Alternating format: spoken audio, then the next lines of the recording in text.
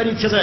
കാൽവറിയിലെ ക്രൂശിൽ മരിച്ച കർത്താവായ യേശുക്രിസ്തു മനുഷ്യവർഗത്തിന്റെ പാപത്തിന്റെ പരിഹാരത്തിന്. അപ്പോൾ ബൈബിൾ പറയുന്നു സകല മനുഷ്യരും ഒന്നടങ്കം പാപികൾ. ഇത് വേദം പറയുന്നു. വേദങ്ങൾ, ഉപനിഷത്തുക്കൾ, അതുപോലെ മറ്റു പുസ്തകം, ഖുർആൻ ഒഴിച്ച് എല്ലാം പാപത്തെക്കുറിച്ച് പറയുന്നുണ്ട്. എല്ലാവരും ജന്മന കർമ്മണ വാഗ്മന കാര്യങ്ങളാൽ പാപികളാണ്. ഇങ്ങനെ പാപികളായ മനുഷ്യവർഗം ഒന്നടങ്കം പാപികളായപ്പോൾ പാപിയുടെ രക്ഷകൻ പക്ഷേ ആ പാപിയിലൊരുത്തനായിരിക്കരുത്. അതുകൊണ്ട് പാപിയെ രക്ഷിക്കാൻ വന്നവൻ മറ്റൊരു മണ്ഡലത്തിൽ നിന്ന് ദൈവത്തിൽ നിന്ന് വന്നു. അതുകൊണ്ട് കർത്താവായ യേശുക്രിസ്തു പാപമില്ലാത്തവനായിരിക്കണം. ഏകദേശം നമ്മൾ അറിയുന്നത് പോലെ 2000 ആണ്ടുകൊണ്ട് ആൾക്ക് അപ്പുറത്ത് നിന്നുകൊണ്ട് അവൻ ഈ തലത്തിൽ എല്ലാ ആളുകളെ അഭിസംബോധന ചെയ്തുകൊണ്ട് യേശുക്രിസ്തു പറഞ്ഞു, നിങ്ങളിൽ ആർ എന്റെ പാപത്തെക്കുറിച്ച് ബോധം വരുത്തും. കൃഷ്ണൻകുട്ടിയുടെ ശൈലിയിൽ പറഞ്ഞാൽ കനത്ത വെല്ലുവിളിയാണ്. നിങ്ങൾ എന്റെ പാപത്തെക്കുറിച്ച് ബോധം വരുത്തും. ആരെ ചോദിച്ചു? ഒരുത്തനുമില്ല. അതുകൊണ്ട് ഒരുത്തനും മറുപടി പറഞ്ഞില്ല. മേർഭാഷയിൽ പറഞ്ഞാൽ മണ്ണും മാനവും മുട്ടിക്കിടക്കുന്ന മഷിയുടെ മഹത്തായ ചോദ്യത്തിൽ ഉത്തരം പറയുവാൻ മതിമാന്മാർക്കും മല്ലന്മാർക്കും മാക്സിറ്റികൾക്കും കഴിഞ്ഞിട്ടില്ല. നേരെ മറിച്ച് യേശുക്രിസ്തുവിനെ വിസ്തരിച്ച ഗവർണർ പിലാത്തോസ് ആ മനുഷ്യന് ഒരു കുറ്റവും കാണുന്നില്ല. അവൻ നീതിമാനാകുന്നു. പിലാത്തോസിന്റെ ഭാര്യ പിലാത്തോസ് ഇവൻ നീതിമാനാകുന്നു. യേശുക്രിസ്തുവിനെ കാണിച്ചു കൊടുത്ത യൂദാസ് ഞാൻ കുറ്റമില്ലാത്ത രക്തത്തെ കാണിച്ചു തന്നിരിക്കുന്നു. കുറ്റമില്ലാത്തവൻ കാൽവറിയിലെ ക്രൂശ് 2 കള്ളർ ഒപ്പം പരിഹസിച്ചു. കുറെ കഴിഞ്ഞ ഒരുത്തൻ നാമോ ന്യായമായത് അനുഭവിക്കുന്ന ഇവനോ അരുതാത്ര ചെയ്തിട്ടില്ല. ലോക ചരിത്രത്തിൽ അരുതാത്ര ചെയ്യാത്ത ഒരുത്തനേയുള്ളൂ, അത് കർത്താവായ യേശുക്രിസ്തു. കുറെ കഴിഞ്ഞപ്പോൾ ക്രൂശിൽ മരിക്കുന്ന യേശുവിനെ കണ്ടിട്ട് ഒരുത്തൻ വിളിച്ചു പറഞ്ഞു, റോമൻ ശതാധിപൻ വിളിച്ചു പറഞ്ഞു, വാസ്തവത്തിൽ ആരാണ്? ദൈവപുത്രൻ തന്നെ. അല്പം കൂടെ കഴിഞ്ഞ് ശവം കാത്ത മറ്റൊരുത്തൻ ഇവർ നീതിമാനാകുന്നു. ഇതെല്ലാം ക്രിസ്തുവിന്റെ ശത്രുക്കളാണ്. ക്രിസ്തുവിന്റെ ശത്രുക്കൾ. ഇനി മിത്രങ്ങൾ. പത്രോസ് അവൻ പാപം ചെയ്തിട്ടില്ല. പൗലോസ് അവൻ പാപം അറിഞ്ഞിട്ടില്ല. യോഹന്നാൻ അവനിൽ പാപമില്ല. ഇപ്പോൾ യേശുക്രിസ്തു പാപം ചെയ്യാത്ത, പാപമില്ലാത്ത, പാപം അറിയാത്ത പവിത്രയുടെ പര്യായമായ പരത്തിന്റെ അവതാരമായ പരിപാവന ഭവ്യരൂപമാണ്. ക്രിസ്തുവിനെ പോലെ വിശുദ്ധനായി, ക്രിസ്തുവിനെ പോലെ നിർദോഷനായി, നിഷ്കളങ്കനായി, നിരൂപനായി നിലകൊള്ളുന്ന ഒരു വ്യക്തിപ്രഭാവം ഇവിടെ.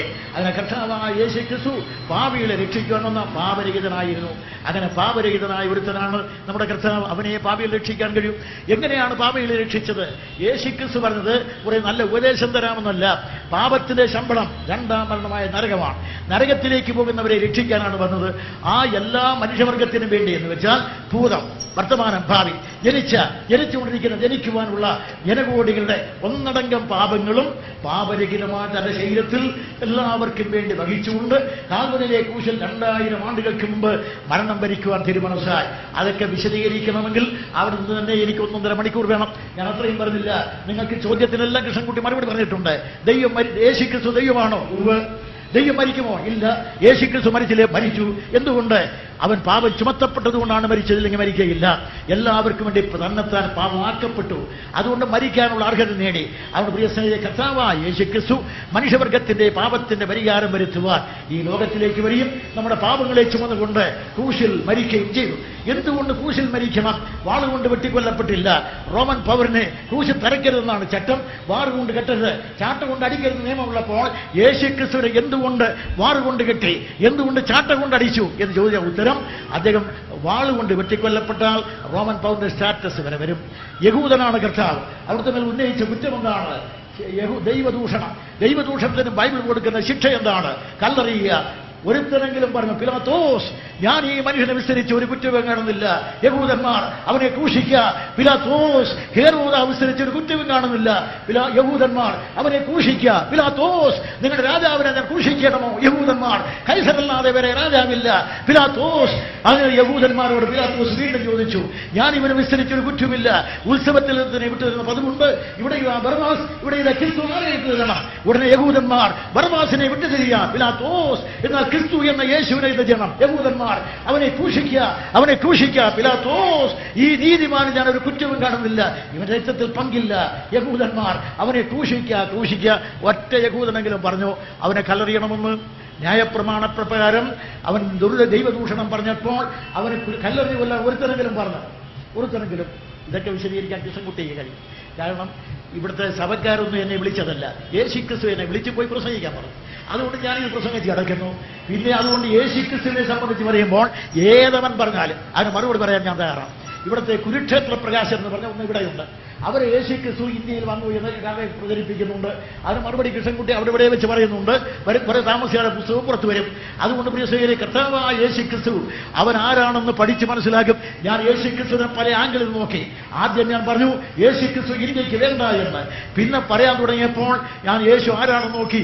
അതുകൊണ്ട് ആദ്യമായി ബൈബിൾ വായിച്ച ഒരു വാക്യം ഇതാണ്: കന്യാസര തടാകത്തിലൂടെ അക്കരയ്ക്ക് പോകുമ്പോൾ ഇളകി മറിയുന്ന സാഗരം, അലറി വിളിക്കുന്ന ശിഷ്യന്മാർ, ഉടനെ ഉണർന്നപാട് കാറ്റിനെയും കടലിനെയും ശ്വാസമാക്കി അമരിക വാക്കുകൊണ്ട് അമർത്തിപ്പിടിച്ചപ്പോൾ ഞാൻ അടിച്ചു വരുന്ന പ്രചണ്ഡപാട്, അതുപോലെ ഇളകി മറിയുന്ന കടൽത്തിരകൾ എല്ലാം പ്രശാന്തതയിലാക്കിയപ്പോൾ അവർ വായിച്ചു, ഇവനാരാണ്?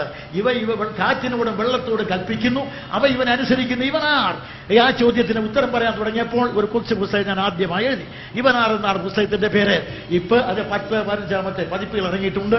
അത് വായിച്ച് അനേക രക്ഷിക്കപ്പെട്ടു വരുന്നുണ്ട്. രണ്ടാമത്, യേശുക്രിസ്തുവിനെ മറ്റൊരു ആംഗിളിൽ നോക്കിയപ്പോൾ അദ്ദേഹം കയ്യിൽ വരക്കോലും പിടിച്ച് വീതുളിയും പിടിച്ച് ചെവിയിൽ പെരുസിൽ വെച്ച് നിൽക്കുന്ന ആശാരിയെ പോലെ തോന്നിയപ്പോൾ ഞാൻ മറ്റൊരു പുസ്തകം തൊഴിലാളിയുടെ ക്രിസ്തു. അത് കഴിഞ്ഞപ്പോൾ പിന്നെ ഞാൻ യേശു ക്രിസ്തുവിനെ റോമാലേഖനം 1:5 അടിസ്ഥാനത്തിൽ അല്പം കൂടെ ചികഞ്ഞു നോക്കിയപ്പോൾ അവിടെ ഒരു പുസ്തകം എഴുതി, ക്രിസ്തു തത്വം. പിന്നെ ഞാൻ യേശു ക്രിസ്തുവിനെ നോക്കി. അങ്ങനെ കർത്താവായ യേശു ക്രിസ്തുവിനെ മറ്റൊരു ആംഗിളിൽ നോക്കുമ്പോൾ ജയപ്രകാശ് നാരായണ ടോട്ടൽ റെവല്യൂഷൻ വന്ന കാലം. അത് വായിച്ചപ്പോൾ ടോട്ടൽ റെവല്യൂഷനിസ്റ്റ് ആരാണ്? അത് ഞാൻ എഴുതിയൊരു പുസ്തകം യേശു ക്രിസ്തു സമ്പൂർണ്ണ വിപ്ലവകാരി. അത് കഴിഞ്ഞ് പിന്നെയും ക്രിസ്തുവിനെ പല ആംഗിളിൽ നോക്കി 9 സീരിയലുകളിൽ യേശു ക്രിസ്തുവിനെ കുറിച്ച് മാത്രം എഴുതി. ഇനി 10ാമത്തേത് ഇപ്പോൾ തയ്യാറായി കഴിഞ്ഞു. അതുകൊണ്ട് പ്രിയ സഹോദരന്മാരെ, യേശു ക്രിസ്തു അതുകൊണ്ട് അറിയുന്തോറും അഭൂതപൂർവ്വം അടുത്തടുത്ത് ചെല്ലുന്തോറും ദൈവമായി വളരുന്നവൻ, അകന്നു പോകുമ്പോൾ കയ്യിൽ നീട്ടി അടുക്കൽ വരുന്ന സ്നേഹിതൻ, ഇതുപോലെ അഭൂതപൂർവ്വം ഒരിക്കലും പൂരിപ്പിക്കുവാൻ കഴിയാത്ത അഭൂതപൂർവ്വ സമസ്യയല്ലേ. അതുകൊണ്ട് ആയിരങ്ങൾ ഇവനെ പൂരിപ്പിക്കുവാൻ ശ്രമിച്ചിട്ട് ഇന്ന് വരെ സാധിച്ചിട്ടില്ല. ആ ശ്രമത്തിലാണ് നമ്മളെല്ലാം. അതുകൊണ്ട് ഈ കർത്താവായ യേശു ക്രിസ്തുവിനെ പോലെ ഉന്നതനായ, ഉത്കൃഷ്ടനായ, പാപരഹിതനായ ഒരു വ്യക്തിപ്രഭാവം ഇവിടെ ഈ കർത്താവ് ലോകത്തിൽ വന്നത് പാപികളെ രക്ഷിപ്പാൻ ലോകത്തിൽ വന്ന കർത്താവ് പാപികളായ നമുക്ക് വേണ്ടി, നമുക്ക് പകരം കാൽവരിയിലെ ക്രൂശിൽ മരിച്ചു. AD 30 ഏപ്രിൽ മാസം 7-ാം തീയതി വെള്ളിയാഴ്ച ഏകദേശം 5 മണി അടുത്തപ്പോൾ യേശു കാൽവരിയിലെ ക്രൂശിൽ കിടന്നുകൊണ്ട് ഉറക്കെ നിലവിളിച്ച് പ്രാണനെ വിട്ടു. അപ്പോൾ ബൈബിൾ പറയുന്നത്, അപ്പോൾ ദൈവാലയത്തിന്റെ തിരശീല മേൽത്തൊട്ട് അടിയോടെ 2 ആഴ്ചയില്ലേ. അപ്പോൾ എന്തെല്ലാം സംഭവിച്ചു? ഭൂമി കുലുങ്ങി, പാറകൾ കീറി, മരിച്ചവർ ഉയർത്തു. അതുകൊണ്ട് കർത്താവായ യേശുവിന്റെ കാൽവരിയിലെ ക്രൂശ് മരണം. ഇവിടെ മുസ്ലിങ്ങൾ പറയുന്നത് ഈസാ നബിയെ ഗവർണർ പിലാത്തോസ് വിസ്തരിച്ചു എങ്കിലും ക്രൂശിക്കാൻ കൊണ്ടുപോകുമ്പോൾ അല്ലാഹു അദ്ദേഹത്തെ ആകാശത്തിലേക്ക് എടുത്തു കളഞ്ഞു. അതുകൊണ്ട് ക്രൂശിക്കാൻ കഴിഞ്ഞില്ല. അദ്ദേഹം ഇന്ന് ജീവിച്ചിരിപ്പുണ്ട്. അദ്ദേഹത്തെ അല്ലാഹു ആകാശത്തിൽ സൂക്ഷിച്ചിട്ടുണ്ട്. വീണ്ടും അദ്ദേഹം വരും എന്ന് മുസ്ലിങ്ങൾ പറയുന്നു. ക്രിസ്ത്യാനികൾ പറയുന്നു ഈസാ നബിയെ ക്രൂശിച്ചു, അദ്ദേഹത്തെ കല്ലറയിൽ വെച്ചു. അതൊക്കെ വിശദീകരിക്കാൻ സമയം പോകും. യേശു ക്രിസ്തുവിനെ കാൽവരിയിലെ ക്രൂശിൽ പിലാത്തോസിന്റെ ആസ്ഥാനത്തിൽ വെച്ച് ആപാദത്തോടെ അടിച്ചു. അടികൊണ്ട് കീറിയ ശരീരം, ആ ശരീരത്തിൽ 100 റാത്തൽ സുഗന്ധക്കൂട്ട്, രക്തവും വെള്ളവും ഒഴുകുന്ന ആ ശരീരത്തിൽ 100 റാത്തൽ സുഗന്ധക്കൂട് കുത്തിയാൽ തൊട്ടാൽ പശ പോലിരിക്കുന്ന വെള്ളം, അതിനകത്ത് 100 റാത്തൽ സുഗന്ധക്കൂട്ട് വരിഞ്ഞ് മുറുക്കി വെച്ചാൽ അകത്തിരുന്ന് യേശു ഉയർത്താനും പുറത്ത് വരാത്താൻ കഴിയാത്ത വലിയ കവചമായി മാറും. യേശുവിന് വെച്ചത് ഒറ്റ പാറയിൽ വെട്ടി ഉണ്ടാക്കിയ ഒരു കല്ലറയിലാണ്. ഒറ്റ പാറയിൽ വെട്ടി ഉണ്ടാക്കിയ കല്ലറയ്ക്ക് ഒരേ വാതിൽ, അതിനകത്ത് ഈ ശരീരം കൊണ്ട് വെച്ചിട്ട് മത്തായി പറയുന്നത് ഒരു കല്ലുരുട്ടി വെച്ചു എന്നാണ്. കൃഷ്ണൻകുട്ടിയാണ് ആ വാക്യം എഴുതിയിരുന്നെങ്കിൽ ഒരു പാരഗ്രാഫ് ഉപയോഗിക്കും. പക്ഷേ ദൈവം വിചാരിച്ച് മനസ്സെങ്കിലും വിശ്വസിച്ചാൽ മതിയെന്ന് അവിടെ ഒരു കല്ലുരുട്ടി വെച്ചു എന്നാണ് എഴുതിയിരിക്കുന്നത്. ചുമ്മാതൊരു കല്ലുരുട്ടി വെച്ചതല്ല. നമ്മുടെ ഈ കടകളിലും വീടുകളിലും ഒക്കെ ഉണ്ടല്ലോ ഇപ്പോൾ സ്ഥലം ലാഭിക്കാൻ വേണ്ടി പണ്ട് ചുടികുറ്റിയിൽ നിന്ന് തിരിയുന്ന കഥകളായിരുന്നു. ഇപ്പൊ അതെല്ലാം പോയിട്ട് വലിച്ചു നീക്കാവുന്ന സംവിധാനമാണ് റെയിൽ അല്ലെങ്കിൽ ചാനൽ. അതിലൂടെ വലിച്ചു നീക്കാം, അതിൽ സ്ഥലം ലാഭിക്കാം. ഇതുപോലെ യേശുക്രിസ്തുവിന്റെ കല്ലറയുടെ മുമ്പിൽ ഒരു ചാലുണ്ടാക്കിയിരുന്നു. അതിൽ ഉരുട്ടിക്കൊണ്ട് വയ്ക്കാവുന്ന ഒരു കൽക്കഥക്. ഗവേഷണത്തിൽ മനസ്സിലായത് 600 പൗണ്ട് ഭാരമുള്ള കൽക്കഥക്. അത് ഈ ചാലിലൂടെ ഉരുട്ടിക്കൊണ്ടുവന്ന് ഈ കല്ലറയുടെ വെട്ടിനകത്തിട്ടാൽ ശില്പി വന്നാലും ബുദ്ധിമുട്ടാണ് തുറക്കാൻ. അങ്ങനെയാണ് അത്. അല്ല മത്തായിവന് ഉരുട്ടി വെച്ച, ചുമ്മാതെ ഉരുട്ടി വെച്ചെന്നല്ല, അങ്ങനെ ഒരു കല്ലുരുട്ടി വെച്ചു. പിന്നീട് യഹൂദന്മാരെല്ലാം കൂടെ യേശുവിനെ കൊന്നു. ഇപ്പോൾ കുടിച്ചു മൂടി എല്ലാം കൂടെ പോയി. വെള്ളിയാഴ്ചയാണ്, യഹൂദന്റെ പെസഹയാണ്. ആ കുളിയും കഴിഞ്ഞ് പെസഹ ഭക്ഷണം കഴിച്ചു. കുളി കഴിഞ്ഞ് പെസഹ ഭക്ഷണം കഴിച്ച് ഉറങ്ങാൻ പോയി. ഉറക്കം വരികയില്ല. കണ്ണിൽ നിദ്രാദേവി നൃത്തം വയ്ക്കുമ്പോൾ കാതിൽ അലയ്ക്കുന്ന വേറെ ശബ്ദം, നിങ്ങൾ എന്നെ ക്രൂശിക്കും, ഞാനോ മൂന്നാം നാൾ ഉയർത്തെഴുന്നേൽക്കും. യേശു പറഞ്ഞ ശബ്ദം കാതിൽ അലയ്ക്കുന്നത് കൊണ്ട് ഒരുത്തിന് ഉറക്കം വരികയില്ല. ക്ഷമിക്കണം, അടുത്ത് കിടക്കുന്ന ഭാര്യമാരെല്ലാം കൂടെ സന്നിധി സംഘത്തിലെ 21 പുരോഹിതന്മാരുണ്ട്. 21 പുരോഹിതന്മാർ ഇവിടെ ഉള്ളപ്പോൾ അവരെല്ലാം ഉറക്കം വരുന്നില്ല. അടുത്ത് കിടക്കുന്ന ഭാര്യമാർ പറഞ്ഞാണ് ഉറങ്ങ. ഈ നസ്രായന്റെ പിന്നാലെ കൂടിയിട്ട് എത്ര വർഷമായി? 3 വർഷം കൊണ്ട് ഇവന്റെ പിന്നാലെയല്ലേ. ഈ 3 രാത്രി ഒട്ടും ഉറങ്ങിയിട്ടില്ല. ഇന്നലെ രാത്രിയാണെങ്കിൽ ഒരുപോലെ കണ്ണടച്ചിട്ടില്ല. നമ്മുടെ ഭാഷ ഒരുപോലെ കണ്ണടച്ചില്ല. ഇന്നെങ്കിലും ഉറങ്ങ്. അവനെ കൊന്നില്ലേ, കുഴിച്ച് മൂടിയില്ലേ, കല്ലറയിൽ വെച്ചില്ലേ, കുളിച്ചില്ലേ, പെസഹ കഴിച്ചില്ലേ, നാളെ വലിയ ശബത്തല്ലേ, ഒരുപാട് പണിയുണ്ട്. ഉറങ്ങി എന്ന് പറഞ്ഞാൽ വീശിയാൽ തടവിയാൽ ഡാഷ് എന്ത് പരിപാടി നോക്കിയാൽ ഉറക്കം വരികയില്ല. കാരണം യഹൂദന്റെ ഉറക്കം കെടുത്തിയ രാത്രിയാണത്. അതുകൊണ്ട് എല്ലാം കൂടെ അർദ്ധരാത്രി കഴിഞ്ഞപ്പോൾ കൂട്ടമേ എഴുന്നേറ്റു പിലാത്തോസിന്റെ അടുക്കലേക്ക്. പിലാത്തോസ്, ഇവൻ ചതിയനാണ്, ജീവിച്ചിരുന്നവർ പറഞ്ഞിട്ടുണ്ട്, മരിച്ചാൽ ഉയർത്തുന്നു. പിലാത്തോസ്, ഇവന് ശിഷ്യന്മാർ വരും, ശരീരം മോഷ്ടിച്ചു കൊണ്ടുപോകും, ഉയർത്തെഴുന്നേറ്റു എന്നൊരു കെട്ടുകഥയുണ്ടാക്കിയ പിലാത്തോസ്. അതുകൊണ്ട് ഇവനെ സൂക്ഷിക്കണം, ചത്തവനെ സൂക്ഷിക്കണമെന്ന്. പിലാത്തോസ് പേടിക്കണ്ട, ഞങ്ങളാണ് ലോകത്തിലെ ഇമ്പീരിയൽ റോം, ഞങ്ങളുടെ കയ്യിലാണ് അധികാരം. റോമൻ പട്ടാളത്തെ കാവലിട്ടേക്കാം, ഒരു സെക്യൂരിറ്റി ഗാർഡിനെ തരാം, കാവൽ കൂട്ടം. 16 പേരടങ്ങിയതാണ് ഒരു റോമൻ സെക്യൂരിറ്റി ഗാർഡ്. അതിനെ കാവൽ കൂട്ടത്തെ തരാമെന്നാണ് അദ്ദേഹം പറഞ്ഞത്. അവർ 6 മണിക്കൂർ വെച്ച് ഡ്യൂട്ടി മാറി കാവൽ. പിന്നെ ഇമ്പീരിയൽ റോം, അതിന് അധികാരമുദ്ര. ചത്തവന്റെ കല്ലറയ്ക്ക് മുദ്ര വെച്ചേക്കാം. ലോക ചരിത്രത്തിൽ എവിടെയെങ്കിലും ചത്തവന്റെ കല്ലറയ്ക്ക് ഗവൺമെന്റ് മുദ്ര വെച്ച് പട്ടാളം കാവൽ നിന്നിട്ടുണ്ടോ? ലോക ചരിത്രത്തിൽ കത്തിയില്ലാതെ, കമ്പില്ലാതെ, കരം കൊടുക്കാൻ കാശില്ലാതെ, നിന്ന് പ്രസംഗിക്കാൻ വേദിയില്ലാതെ, കുറുനരികൾക്ക് കുഴികളുള്ള, ആകാശത്തിലെ പക്ഷികളുള്ള ഈ ലോകത്തിൽ തലചായ്ക്കാനിടമില്ലാത്ത നസ്രായനായ യേശുവിന്റെ കല്ലറയ്ക്കാണ് കാവൽ. ആ കല്ലറയ്ക്കാണ് ഇമ്പീരിയൽ റോമിന്റെ അധികാരമുദ്ര. വെള്ളിയാഴ്ച മുതൽ ഞായറാഴ്ചയുടെ സുന്ദരമായ പ്രഭാതം പൊട്ടിവിടരുന്നത് വരെ എന്താണ് സംഭവിച്ചത്? കണ്ണിൽ എണ്ണയും തൊട്ട് കയ്യിൽ ആയുധബന്ധി കരുത്തോടെ പട്ടാളക്കാരൻ കാവൽ നിന്ന് 6 മണിക്കൂർ ഇട്ടിട്ട് മാറി. പക്ഷേ വെള്ളിയാഴ്ച, ശനിയാഴ്ച, ഞായറാഴ്ചയുടെ സുന്ദരമായ പ്രഭാതം പൊട്ടിവിടരവേ നമ്മുടെ ഭാഷയിൽ ബ്രഹ്മമുഹൂർത്തം.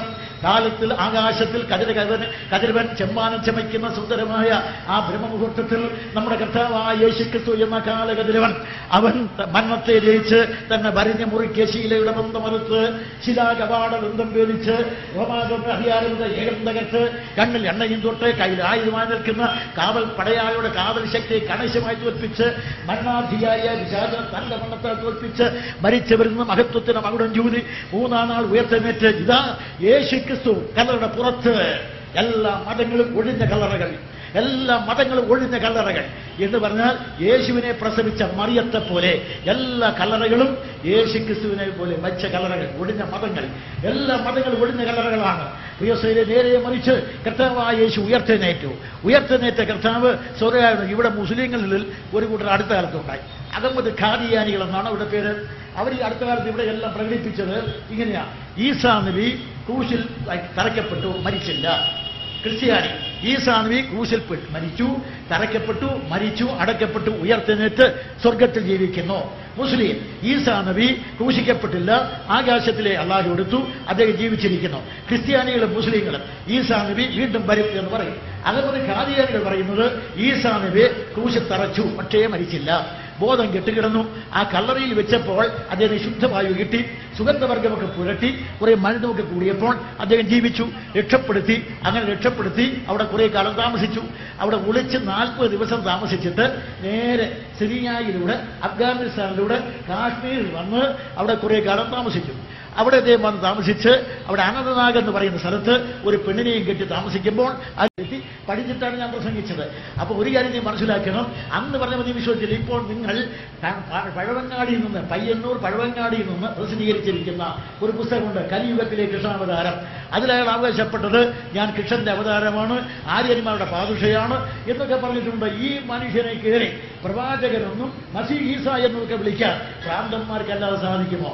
അദ്ദേഹം പറഞ്ഞ അഹമ്മദ് ഖാനിയായിസം പാടേ വട്ടനിസമാണെന്ന് പറഞ്ഞുകൊണ്ട് വിടുകയും യേശുക്രിസ്തു നീണാൾ വാഴട്ടെ, അദ്ദേഹത്തെക്കുറിച്ച് പഠിച്ച് യേശുക്രിസ്തു ജീവിച്ചിരുന്നില്ല എന്ന് പറഞ്ഞുകൊണ്ട് പുസ്തകം എഴുതാൻ ശ്രമിച്ചതായ ഫ്രഞ്ച് നാസ്തികനായ റനാൻ അദ്ദേഹം ഒടുവിലായിട്ട് യേശുക്രിസ്തുവിനെ കുറിച്ച് പഠിക്കുവാൻ പോയത് നിങ്ങൾ അറിയുന്നത് പോലെ പാലസ്തീനിലേക്കാണ്.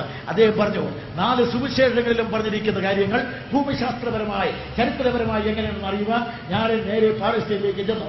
അവിടെ കൂലങ്കഷമായി പരിശോധിച്ചപ്പോൾ അവിടെ കണ്ട ഓരോ കാഴ്ചകളും 4 സുവിശേഷത്തെ സ്ഥിരീകരിക്കുന്ന 5-ാം സുവിശേഷമായി. ഈ 5-ാം സുവിശേഷം ഇന്ന് അംഗീകരിക്കാതെ ആർക്ക് ക്രിസ്തു ചരിത്രം എഴുതാൻ കഴിയുകയില്ല. അതുകൊണ്ട് 5-ാം സുവിശേഷം അത് കഴിഞ്ഞപ്പോൾ അദ്ദേഹം ഒടുവിലായ യേശു ക്രിസ്തുവിനെ കുറിച്ച് പറഞ്ഞാലോ, നസ്രായനായ യേശുവേ അങ്ങ് നീണാൾ വാഴട്ടെ. എന്തുകൊണ്ടെന്നാൽ അങ്ങ് ഞങ്ങളെ രക്ഷിക്കുവാൻ ലോകത്തിലേക്ക് വന്നു. യുക്തിവാദിയാണ്.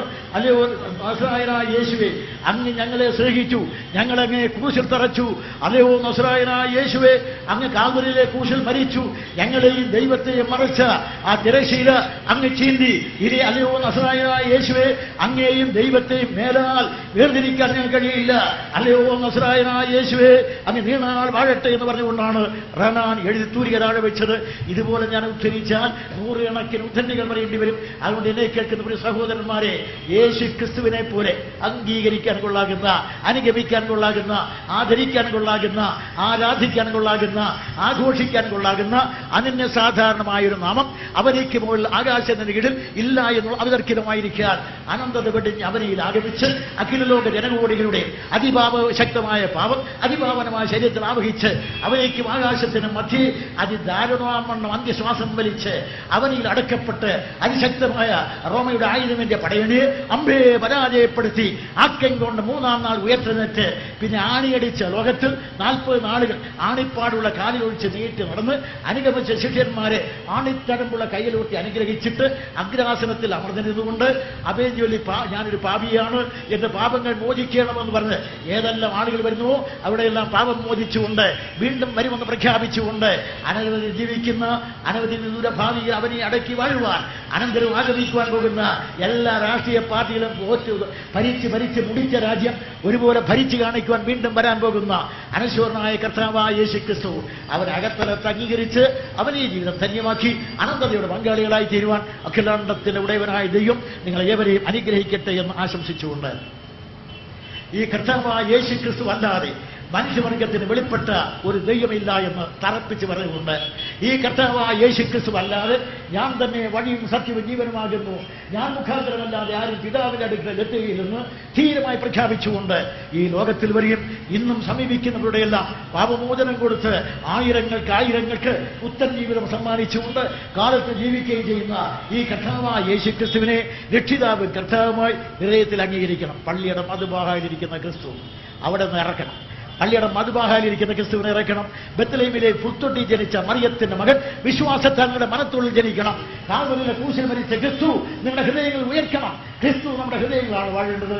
ഈ കർത്താവായ യേശു ക്രിസ്തുവിനെ സ്വീകരിച്ചുകൊണ്ട് അവർ നല്ല സാക്ഷികളായി ജീവിക്കണം. ഇവിടെയുള്ള ക്രിസ്ത്യാനികൾ മദ്യപിച്ചും വ്യഭിചരിച്ചും അന്യായം ചെയ്തും അതിക്രമം ചെയ്തും കള്ളക്കച്ചവടം ചെയ്തും കാപട്യം കാണിച്ചു പോകാതെ കർത്താവായ യേശു ക്രിസ്തുവിനെ അനുഗമിക്കുക. മാണിയെയും യോസഫിനെയും അവനെയും ഇവനെയെല്ലാം അനുഗമിക്കുന്നത് മതിയാക്കി നസ്രായനായ യേശു ക്രിസ്തുവിനെ അനുഗമിക്കുവാൻ പ്രതിജ്ഞാബദ്ധമാകണം. അതുകൊണ്ട് പ്രിയസഹോദരരെ, ഇന്ന് ഈ നശ്വരമായ രാഷ്ട്രീയത്തിന്റെ പിന്നാലെ പോകാൻ പൂമാല, പുകഴ്മാല, നോട്ടുമാല യേശു ക്രിസ്തുവിനെ അനുഗമിച്ചാൽ ഇന്ന് കിട്ടുന്നത് അധിക്ഷേപത്തിന്റെ ശരം. പക്ഷേ നേരെ മറിച്ച് നാളെയുടെ നാളുകൾ കർത്താവായ യേശു ക്രിസ്തു ഈ രാഷ്ട്രീയ നേതാക്കന്മാർ അത് കൊണ്ടു നടക്കുമ്പോൾ പൂമാല കിട്ടും. നാളെ ചീമുട്ട, ചീനരക്കാളി, ചെരുപ്പുമാള അതാണ് സമ്മാനിക്കുന്നത്. നേരെ മറിച്ച് ഈ കർത്താവിനെ പ്രസംഗിച്ച് നോക്ക്, ഇതുപോലെ പ്രസംഗിക്കാൻ കൊള്ളാകുന്ന പല പുരുഷന്മാർ ലോകത്തിലുണ്ട്. ഉണ്ടെങ്കിൽ പറഞ്ഞു നോക്ക്. അതുകൊണ്ട് ഇതുപോലെ പ്രസംഗിക്കാൻ കൊള്ളാകുന്ന, ഇതുപോലെ പ്രബോധിക്കാൻ കൊള്ളാകുന്ന, ഇതുപോലെ പ്രഘോഷിക്കാൻ കൊള്ളാകുന്ന പ്രസ്താവ്യമായൊരു നാമം പ്രപഞ്ചസീമയിൽ ഇവരല്ലാതെ വേറെയില്ല. അതുകൊണ്ട് മറ്റൊരുത്തിന് രക്ഷയില്ല. പത്രോസ്, മറ്റൊരുത്തരും രക്ഷയില്ല. നാം രക്ഷിക്കപ്പെടുവാൻ ആകാശത്തിന്റെ കീഴിൽ അവനിയുടെ മുകളിൽ അവന്റെ നാമമല്ലാതെ മറ്റൊരു നാമവുമില്ല. അതുകൊണ്ട് ഈ കർത്താവായ യേശു ക്രിസ്തുവിനെ അകത്ത് വേണം അംഗീകരിക്കാൻ. അവരുടെ പ്രിയ സ്നേഹിതരെ, ഈ വൈകുന്നേരം ഞങ്ങളെ കേട്ട പാലാരിവട്ടത്തുള്ള നിങ്ങളെല്ലാവർക്കും കർത്താവായ യേശു ക്രിസ്തുവിന്റെ അതിധന്യമായ നാമത്തിൽ അഭിവാദനങ്ങൾ അർപ്പിച്ചുകൊണ്ട് ഈ കർത്താവായ യേശു ക്രിസ്തുവിനെ ഞങ്ങളുടെ രക്ഷിതാവും കർത്താവുമായി ഇതുവരെ ഹൃദയത്തിൽ സ്വീകരിച്ചിട്ടില്ല എങ്കിൽ ഈ സമയത്ത് അവനെ രക്ഷിതാവും കർത്താവുമായി നിങ്ങളുടെ ഹൃദയത്തിൽ സ്വീകരിച്ച് കർത്താവെ ഞാനൊരു പാപിയാകുന്നു, എന്റെ പാപങ്ങൾ മോചിക്കണമെന്ന് ആത്മാർത്ഥമായി നിൽക്കുന്ന നിൽപ്പിൽ നിങ്ങൾ പ്രാർത്ഥിച്ചാൽ അവൻ അപ്പോൾ തന്നെ നിന്റെ പാപങ്ങൾ മോചിക്കുമെന്ന് അവന്റെ നാമത്തിൽ, അവന്റെ വാഗ്ദത്തിൽ അടിസ്ഥാനപ്പെട്ട് ഉറപ്പ് പ്രഖ്യാപിച്ചുകൊണ്ട് ഈ കർത്താവിനെ സ്വീകരിക്കുവാൻ ആണയിട്ട് നിങ്ങളോട് ആവശ്യപ്പെട്ടുകൊണ്ട്, ഇവനല്ലാതെ രക്ഷിതാവില്ല, ഇവനല്ലാതെ വെളിപ്പെട്ട ദൈവമില്ല, ഇവനല്ലാതെ ഉദ്ധാരകനില്ല, ഇവനല്ലാതെ വീണ്ടും വരാൻ പോകുന്ന രക്ഷകനില്ല. അതുകൊണ്ട് ഈ കർത്താവിനെ സ്വീകരിച്ച് അവന് വേണ്ടി അവനെ ധന്യമാക്കുവാൻ പരിശുദ്ധാത്മാവ് നിങ്ങളെ ഏവരെയും സഹായിക്കട്ടെ എന്ന് ആവർത്തിച്ചും ആശംസിച്ച് എന്നെ ശ്രദ്ധിച്ച നിങ്ങൾക്കെല്ലാവർക്കും അനുസരണമായ യേശുക്രിസ്തുവിന്റെ അതുല്യമായ നാമത്തിൽ അഭിവാദനങ്ങൾ. കാൽവരിയിലെ ക്രൂശിൽ ചൊരിഞ്ഞ പുണ്യാരിത്വത്തിന് മണമുള്ള രക്താഭിവാദനങ്ങൾ.